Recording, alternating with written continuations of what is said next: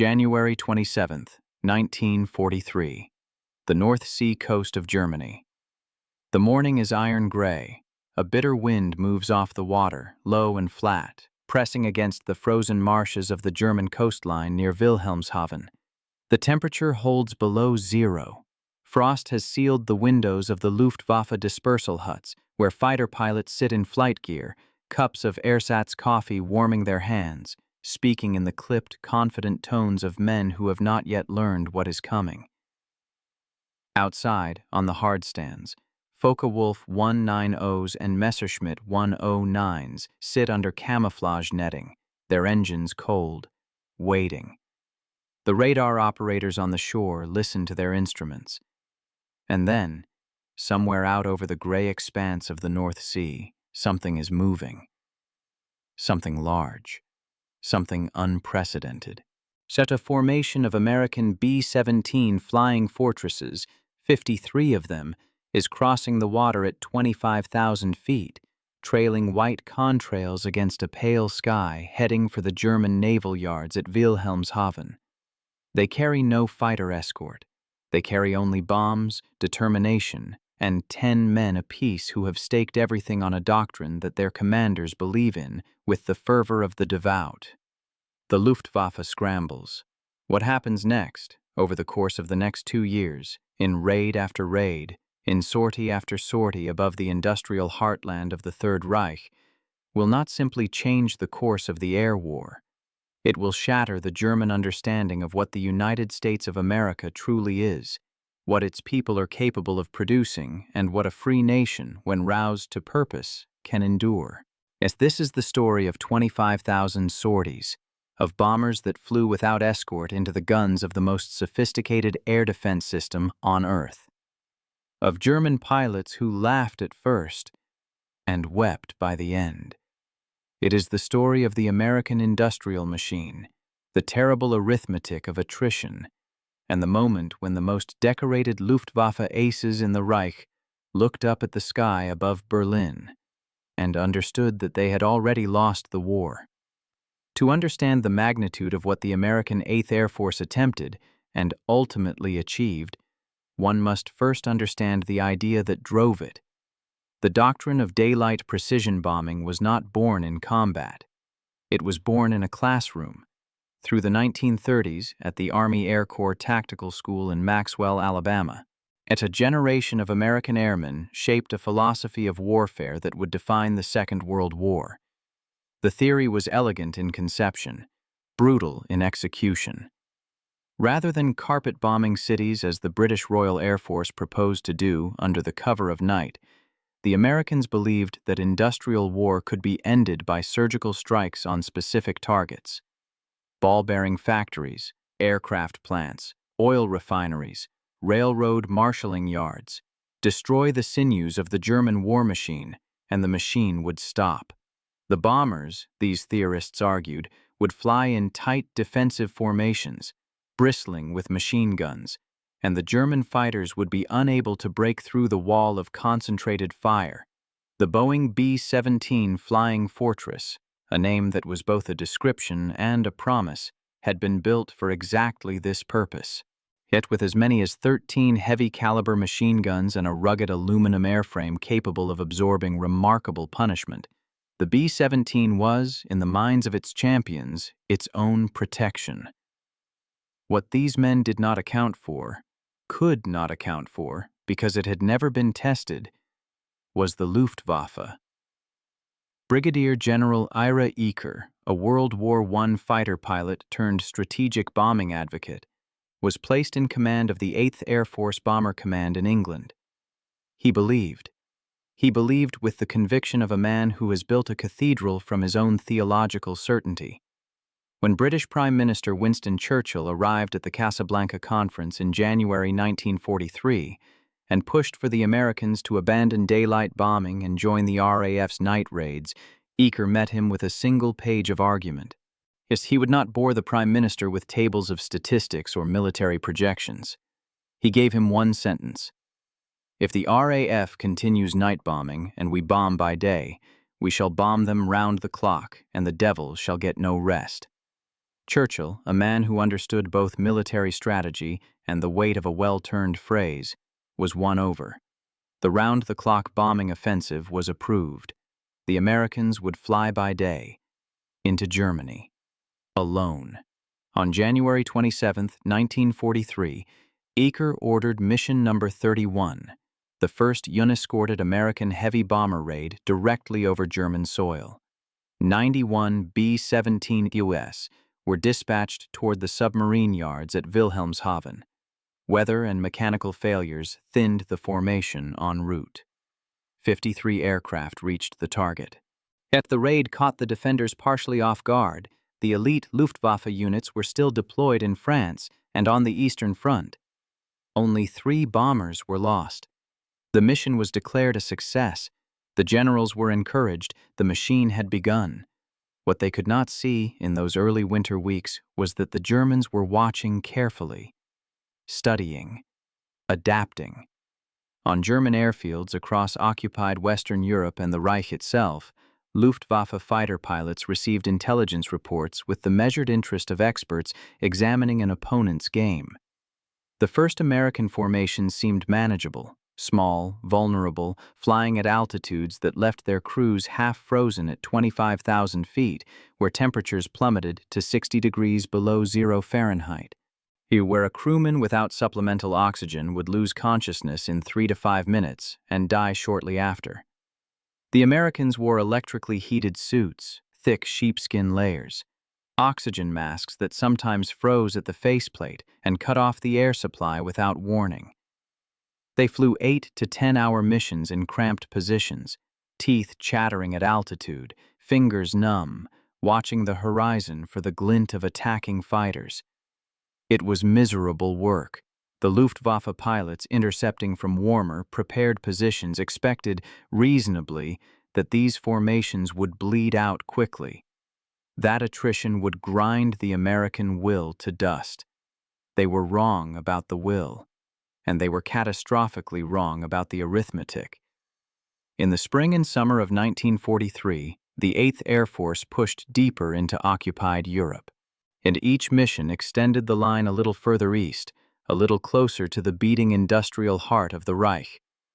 Each mission went without long-range escort because the short-range P-47 Thunderbolts and British Spitfires that shepherded the formations could only fly as far as the western edge of Germany before their fuel gauges forced them to peel away and return to England. The moment those fighters turned west, the bomber crews watched them go with a cold sensation that was not quite fear, because fear implies surprise, and by now they knew exactly what was coming. From the German side, the moment the escorts departed, the Focke-Wulfs and Messerschmitts that had been shadowing the formation at a respectful distance, staying just beyond the reach of the B-17 gunners, counting the departing fighters, turned and dived in. And the Luftwaffe had learned. After examining the wreckage of downed American bombers, German armament experts determined that the most effective attack was head-on, coming straight through the formation from 12 o'clock. The B-17's nose armament was its weakest point, a single 30-caliber gun manned by the navigator or bombardier, hardly the most practiced gunner on the crew. A fighter diving through the formation at a combined closing speed of nearly 500 miles per hour gave the American gunners less than a half-second to react, less than a half-second to aim, less than a half-second to fire. The German pilot had the same half-second, but he needed it for only a brief, concentrated burst. 4 or 5 20mm cannon shells through the nose of a B-17 was usually enough. Yet the great silver bomber, with its crew of 10, its load of 500-pound bombs, its thousands of gallons of high-octane fuel, would shudder, and then begin its long, burning fall. The losses mounted with a terrible regularity. On April 17, 1943, mission number 52 struck the port at Bremen. Of the 106 bombers that reached the target, 16 were shot down, a 15% loss rate on a single mission. On June 13th, mission number 63 returned to Bremen. Of 102 aircraft that made it to the target, 26 did not return. Each bomber carried 10 men. The arithmetic was unforgiving. Through the burning summer of 1943, the 8th Air Force pressed forward. On July 24th, General Frederick Anderson unleashed a series of raids known as Blitz Week, 7 days of concentrated attacks. When the smoke cleared, 88 B-17s had been destroyed, and many more damaged beyond repair. The Luftwaffe had lost aircraft too, but German production lines, driven with furious efficiency by Air Minister Erhard Milch, were producing more than 1,200 new fighter aircraft every month. The Germans believed they could outlast the Americans. The numbers seemed to support the belief. Then came August 17, 1943, 1 year to the day since the 8th Air Force flew its first mission from England. 376 B-17 flying fortresses lifted from their bases in the green fields of East Anglia and formed up over the English Channel in 2 massive streams. 146 were bound for the Messerschmitt aircraft factories at Regensburg in Bavaria. 230 were bound for the ball-bearing plants at Schweinfurt, deep in the German heartland. 90 minutes of unescorted flight beyond the range of any available Allied fighter. The plan was intricately timed. The Regensburg force would strike first, drawing the Luftwaffe into a frenzy, and then, crucially, instead of turning back toward England, would press south over the Alps and land in North Africa, leaving the German fighters to scramble back to their airfields and refuel. In those precious minutes of Luftwaffe confusion, the Schweinfurt force would slip through. Weather destroyed the plan. Ground fog over England delayed the Schweinfurt force by 5 hours. The 2 raids became separate and unrelated. The Germans had time to refuel, to reload, to prepare. When the first B-17s crossed the Rhine and the last P-47 escorts peeled away westward, the Luftwaffe fell on them with everything it had. Navigator Elmer Bendener, who survived to write about it, found himself unable to process the scale of what he witnessed. He later recalled, with the raw honesty of a man struggling to name what language had no adequate words for, that the sky above Germany became a place where disintegrating aircraft were commonplace, where 60 parachutes might bloom in the air at the same moment, and where burning B-17 PTL fell on the farmland below like broken stars. One officer, looking down from altitude at the columns of smoke rising from fallen bombers across the German countryside, thought at first he was seeing burning haystacks. He was not. And the final toll of the dual Schweinfurt-Regensburg mission, 60 bombers destroyed in the air, and 87 so badly damaged they could not fly again. Of the 376 aircraft that had set out that morning, 147 were gone, 39% of the entire dispatched force. 1,470 American airmen were killed, captured, or missing. It was, at that moment, the most costly single day in the history of the United States Army Air Forces. There were men in the German air defense establishment who looked at those numbers and felt a grim satisfaction. The doctrine of the unescorted daylight raid, they concluded, was suicidal. The Americans would have to stop. They would recognize the arithmetic, and they would stop. The Americans did not stop. And here is where the German miscalculation becomes not merely tactical, but philosophical. The Luftwaffe understood war as a competition of finite resources, of aircraft against aircraft, pilot against pilot, factory against factory. They understood scarcity. They lived in an economy of scarcity. Fighter production was a matter of constant struggle, of Albert Speer squeezing every possible unit from an industrial system under strain. The German quartermaster knew with precision what was available, because scarcity defines itself clearly. What the Luftwaffe could not properly model, what its pilots, its planners, its intelligence officers could not fully internalize, was the concept of American abundance. In Ypsilanti, Michigan, an enormous facility built by Henry Ford along a creek called Willow Run had been retooled for one purpose. Yet the moving assembly line, Ford's revolutionary contribution to industrial civilization had been applied to the construction of the consolidated B-24 Liberator heavy bomber. At its peak production rate, the Willow Run plant was completing a new 4-engine, long-range bomber every single hour.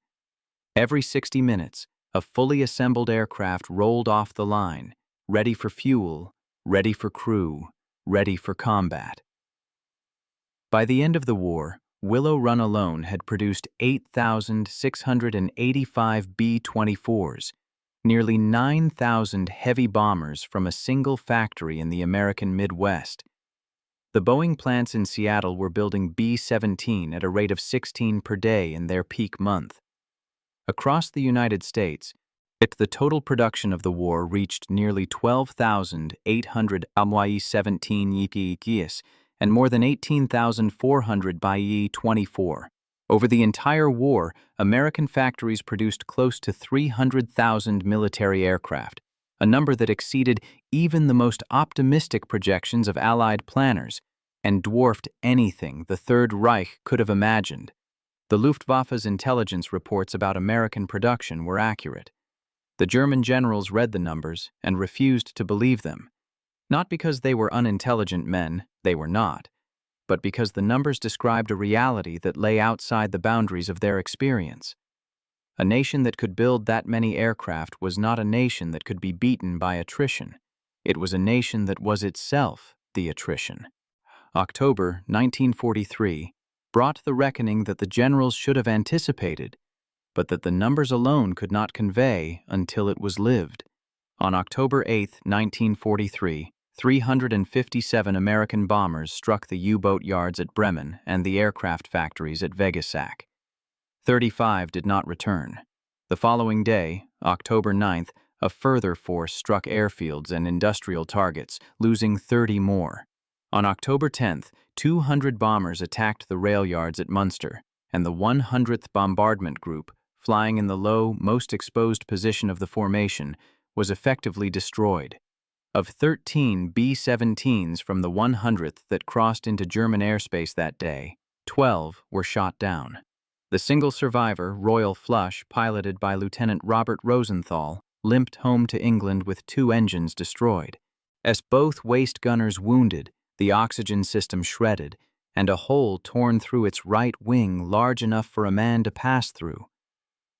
The 100th Bomb Group's loss of 12 aircraft in a single mission became one of the darkest legends of the entire air war, earning the unit the grim nickname its men would carry for the rest of the conflict, the Bloody 100th.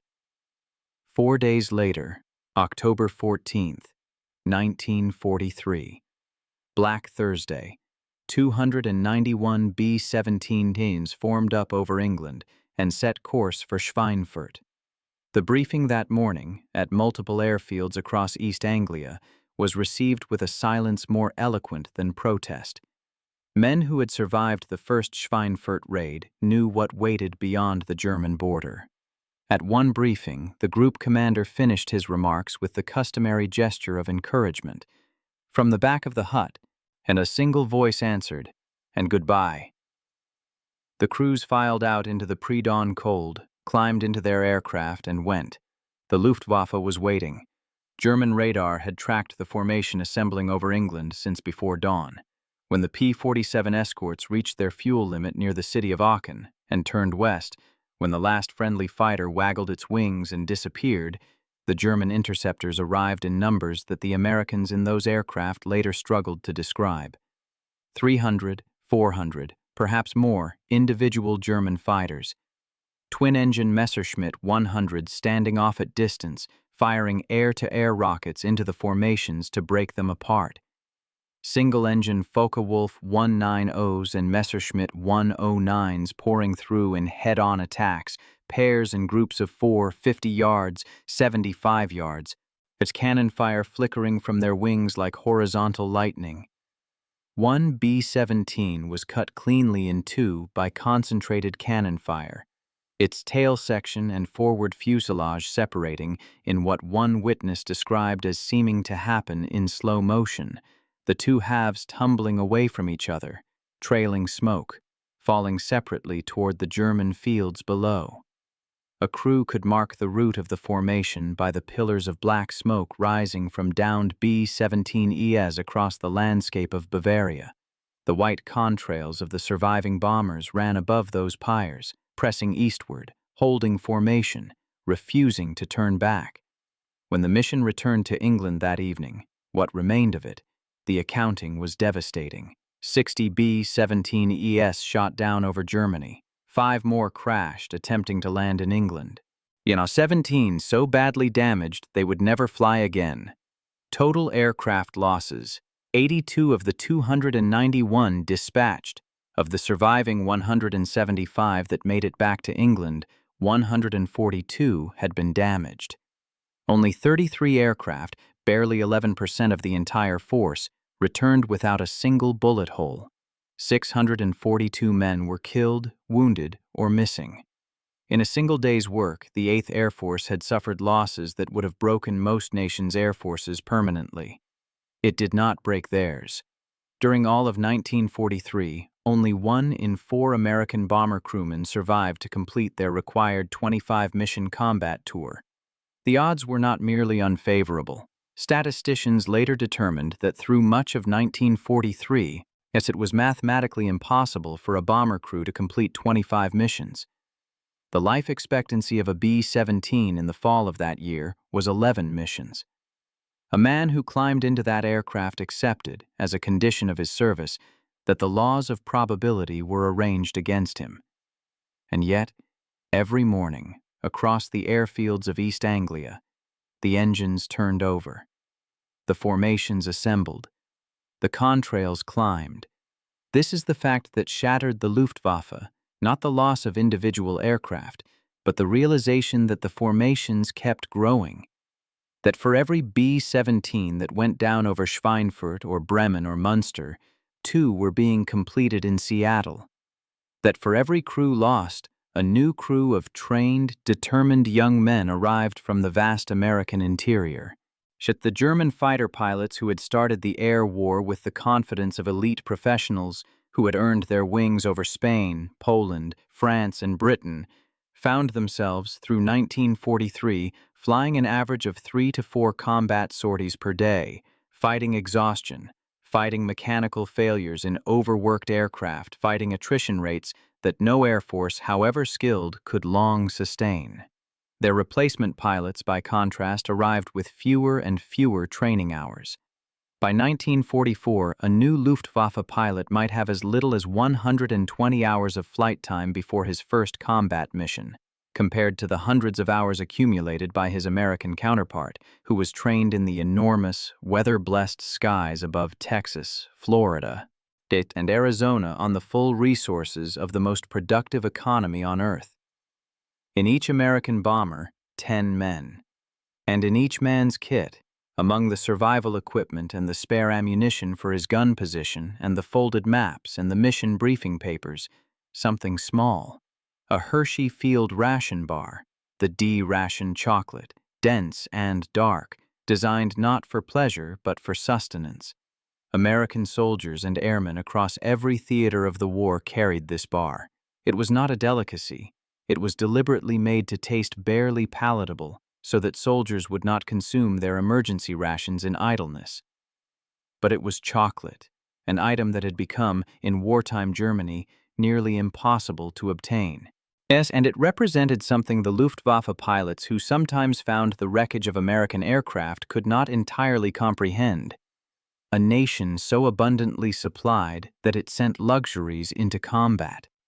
A nation that equipped its fighting men not only with the finest weaponry, but with enough surplus to wrap chocolate in foil and pack it into the pockets of 20-year-olds flying into the guns of the Reich. The chocolate bar was not a symbol chosen by planners or politicians. It was simply what abundance looked like at 25,000 feet, in a man's jacket pocket above the burning skies of Germany. Through the autumn of 1943, after Black Thursday, the 8th Air Force was compelled, by mathematics, by the protest of its surviving crews, by the plain evidence of its own losses, to suspend deep penetration raids into Germany. And for 3 months, it struck only coastal targets, French airfields, and industrial sites close enough to the border to fall within the range of escorting fighters. The bomber generals called it a pause. The crews called it survival. But at airfields in England, a new aircraft was arriving. Sleek, long-nosed, with a faint blue shimmer to its paint in certain lights. The North American P-51 Mustang. Fitted with a supercharged British Rolls-Royce Merlin engine equipped with external drop tanks, it possessed a combat range of 950 miles and an operational range, with tanks, of 1,300 miles. It could fly from England to Berlin and back, and fight the entire way. The first P-51 units arrived in December 1943. By February 1944, they were ready. On February 20th, 1944, and the 8th Air Force launched Operation Argument, what history would come to call Big Week. For 6 consecutive days, enormous armadas of American bombers, 600, 700, 800 aircraft at a time, struck the German aircraft industry across its entire breadth. Aircraft factories at Leipzig, Regensburg, Gotha, Augsburg, and Stuttgart. But this time, something was different. Something that German radar operators, tracking the incoming formations, had never seen before. The fighter escorts did not turn back at the German border. They did not peel away near Aachen and leave the bombers to their fate. The P-51s stayed, all the way in, all the way to the target, all the way back. For the first time in the history of the air war over Europe, American bombers had protection over the industrial heart of Germany, as the Luftwaffe rose to meet them, as it always had. But now, when the German fighters attacked the bomber formations, they found the Mustangs waiting. Not tied to close escort duty, Lieutenant General Jimmy Doolittle, the new commander of the 8th Air Force, had freed the fighters to range aggressively ahead, to seek out the Luftwaffe and destroy it in the air and on the ground. The P-51s hunted across Bavaria and Prussia and the Rhineland, above German airfields and in the airspace that had for months belonged exclusively to the Luftwaffe. The long-nosed American fighters appeared where no Allied fighter had ever appeared before. They dove on German aircraft scrambling to altitude. They strafed airfields. Yet they drove down experienced aces with hundreds of hours in their logbooks and replaced them with the arithmetic of attrition that Germany could not answer. The experienced Luftwaffe pilots who survived this transformation in the air war struggled to articulate what they were witnessing. They had known the American bombers for more than a year. They had learned to respect them, reluctantly, after early contempt, as the sheer durability and firepower of the B-17 formations proved that the Flying Fortress deserved its name. To break through a well-formed combat box of 36 B-17Es, each aircraft positioned to protect its neighbors, 720 50-caliber machine guns arranged in interlocking fields of fire, required courage bordering on the pathological. As German pilots who survived the experience described the wall of tracer fire rising from a bomber formation the way a medieval soldier might have described a castle's battlements, as something that belonged to another order of warfare entirely. But the bombers had always come without fighters over the deep targets. That was the known fact, the tactical certainty on which German defensive planning had been constructed since the first unescorted raids of early 1943. The German fighter pilot knew: fly past the thunderbolts at the border, survive the formation's guns if you could, destroy the bombers before they reached their targets. That was the equation. It had held for a year and a half. On the day the Mustangs appeared over Berlin, March 4th, 1944, when the American 8th Air Force struck the German capital for the first time with fighter escort reaching all the way to the Reich's most defended city, the equation collapsed. German pilots scrambling from airfields in the Berlin area looked up and saw, impossibly, the silhouette of American fighter aircraft above them. Above the bombers, yes, but also above Berlin, engaging Luftwaffe interceptors over the rooftops of the German capital. The P-51s had flown 700 miles from England to be there. They had crossed the North Sea, passed over the Dutch coast, crossed the width of Germany, and arrived over the Reich's most symbolically important city, with fuel enough to fight and ammunition enough to kill. Hermann Göring, the Reichsmarshal of the Luftwaffe, East would later say, with the blunt honesty of a man from whom all pretense had been stripped by defeat, that when he saw Mustangs over Berlin, he knew the war was lost. The statement made after the war during Allied interrogation was as complete an admission as military history contains. One man, one class of aircraft, one moment of recognition, and in it, the entire architecture of German air defense doctrine collapsed. The Reich had been built on the assumption that its skies were defensible. The Mustang proved they were not. The ocean between America and Germany, always a Luftwaffe comfort, always an implicit reassurance that American industrial power had limits set by geography and fuel, had been effectively abolished. There was nowhere left that was beyond reach. One evening in the closing months of 1943, on the very night that Big Week was being planned in English briefing rooms, a damaged B-17 limped away from Bremen, Germany, trailing smoke, its tail gunner dead, its navigator and 2 waist gunners wounded, one engine out and a second faltering. It was December 20th, 1943.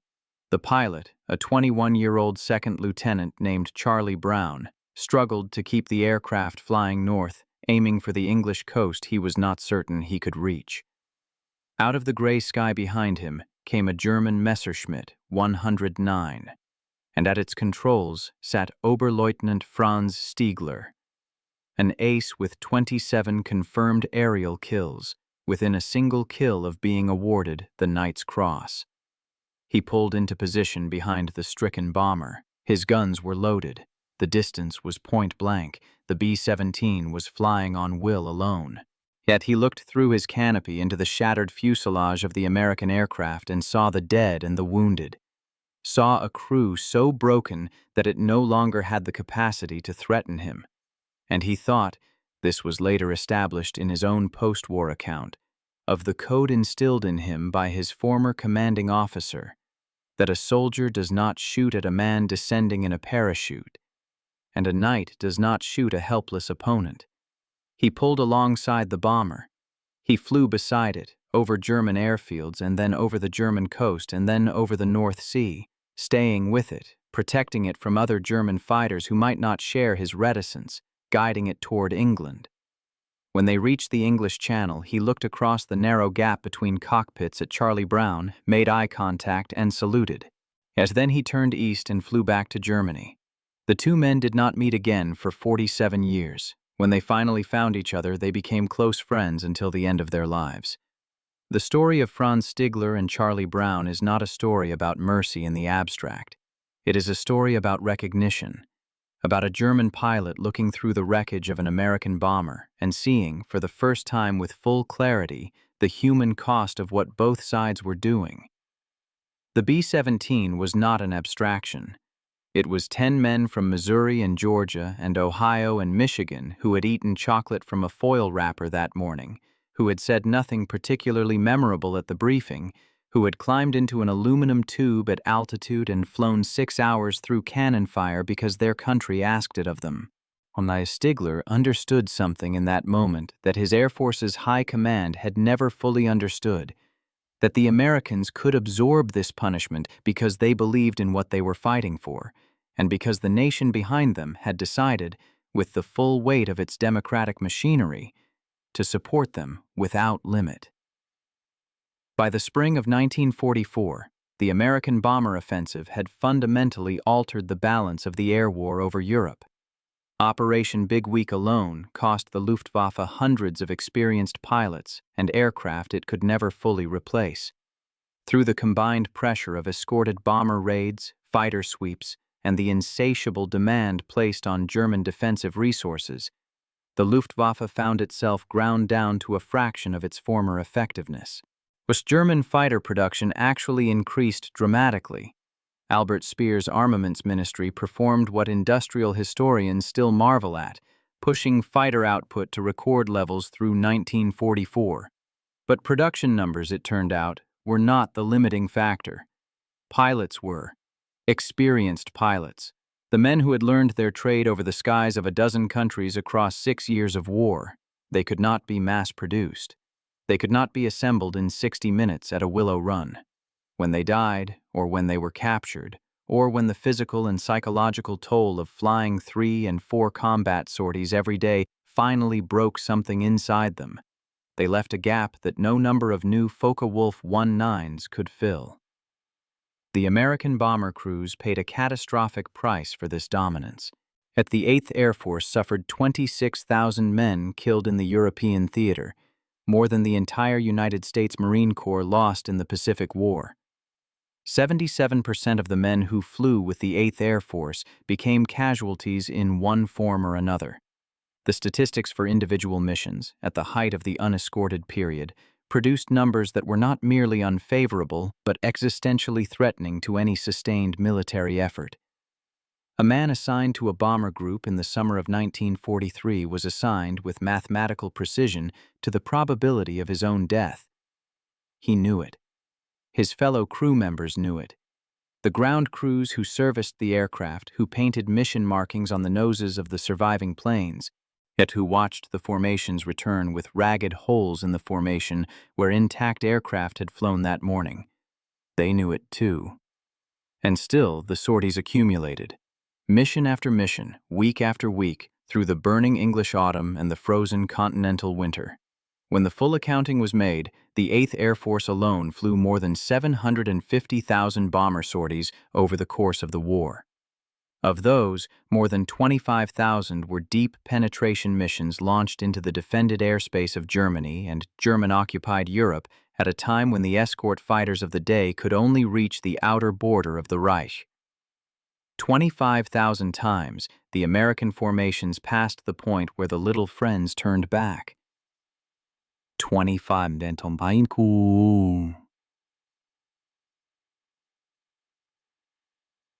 5,000 times. Yet the bombers flew on into the guns of the Luftwaffe, the flak batteries, and the anti-aircraft network that the Reich had constructed at enormous cost and defended with everything it had. The German fighter pilots who faced those formations, the ones who survived to look back across the distance of years and reflect on what they had witnessed, were remarkable men who understood war at the level of genuine craft. They had earned their skills at a steep price, and they deployed those skills with courage that their adversaries recognized, even as they tried to kill each other.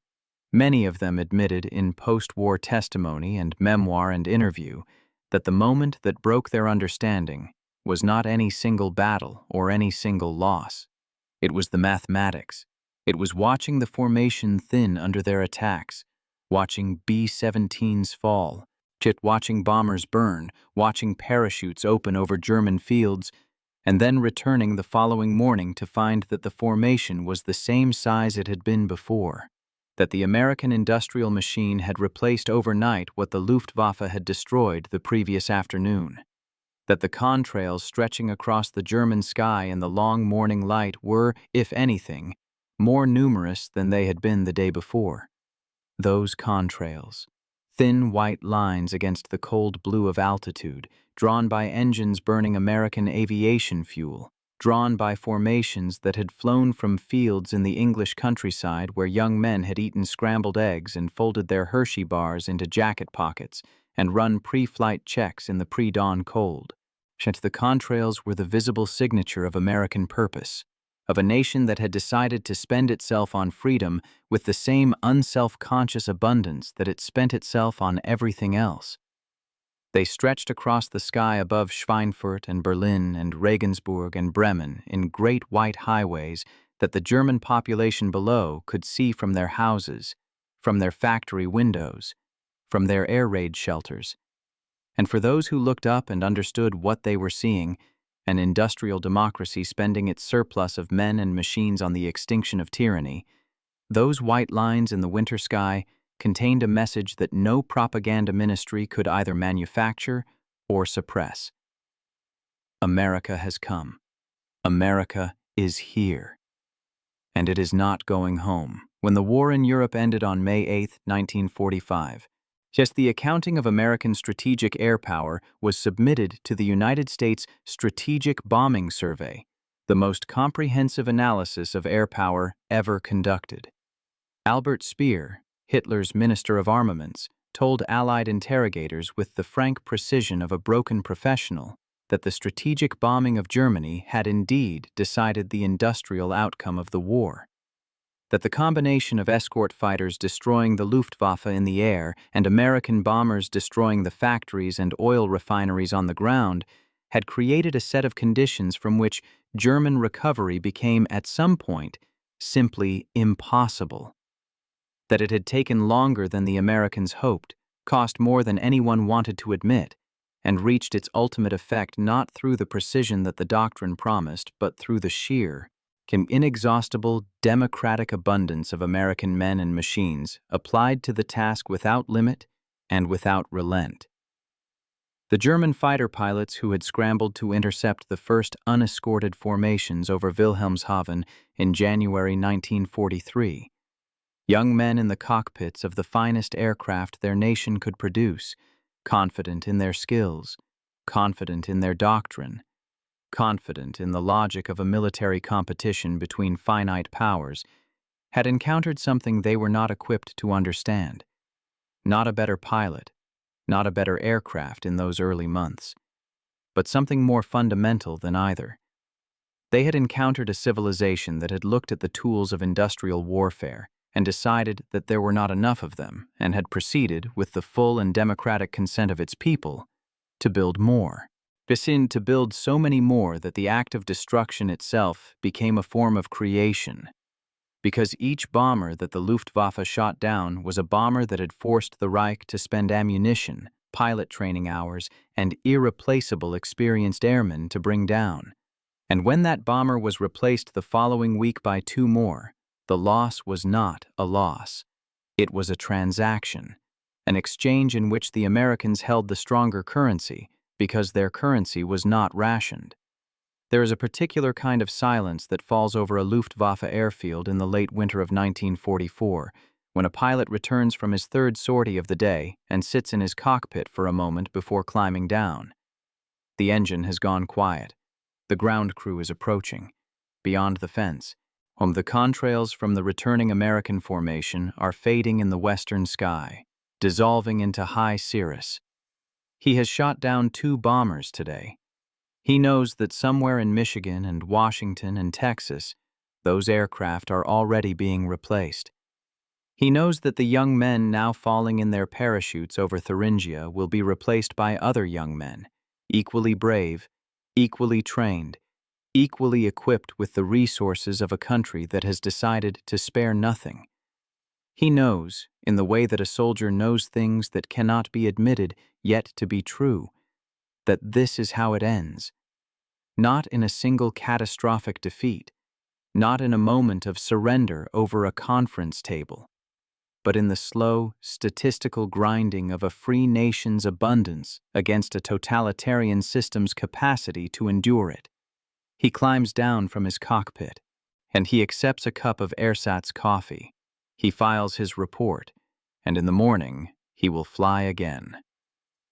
The white contrails climb once more over Germany. The formations are larger than yesterday. In the cockpits, young men from Iowa and Alabama and New York reach into jacket pockets for their Hershey bars.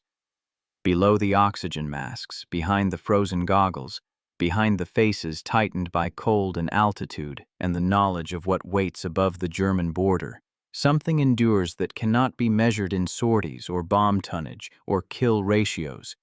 It endures in the simple, stubborn insistence of a free people that the sky belongs to no tyrant, that the reach of industrial democracy has no natural border, and that the price of freedom, however steep, and however counted in burning aircraft and empty bunks and mission tallies that end before 25, is always finally worth what it costs. The contrails fade. The formations complete their missions and turn for home. The light over England is golden in the late afternoon, and the airfields wait for them with ground crews and debriefing officers and mess halls preparing the evening meal. A civilization sustaining itself in the act of making war. An abundance that the German pilots had been taught to dismiss and could not, in the end, survive. The war in the air over Europe was decided not by a single battle or a single year, but by the cumulative weight of 25,000 unescorted sorties, by the stubborn, magnificent, morally clarifying fact that the United States of America could absorb every wound inflicted on it and return the following morning with more aircraft, more men, more fuel, more determination, and more chocolate in every pocket. The jig was up. It had been up, in a certain sense, since the morning the first formations crossed the North Sea and left their white signatures across the German winter sky, and kept coming back, mission after mission, through all the losses and the grief and the mathematics of the impossible, until the Reich had nothing left to send against them. Freedom, it turned out, was not merely an idea. It was a production rate.